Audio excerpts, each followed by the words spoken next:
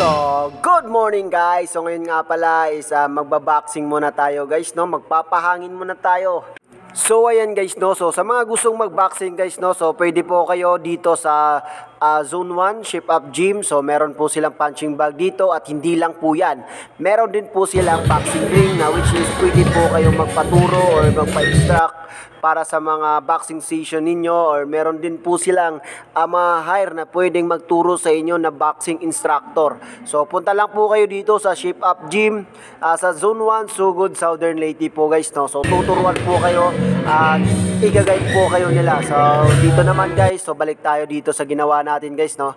Ayan, so ang ginawa ko lang dito is kumbaga pre-practice ko lang yung mga basic punching natin guys, no. Medyo matagal-tagal na rin na hindi tayo nakapag basic punching, kumbaga hindi na rin tayo nakapag-practice. So shoutout nga pala dyan sa mga gymmers natin na gustong mag-lose ng weight, no. So kung gusto nyo talaga mag-lose ng weight, so ito pinakamagandang recommendable sa inyo guys, para mas madali kayong mag-lose ng weight, kasi nga mas maganda kasi itong exercise na to kasi gagagalaw natin lahat ng katawan natin guys, no. At syempre sasabayan din natin ng pagkain as saktong diet guys. So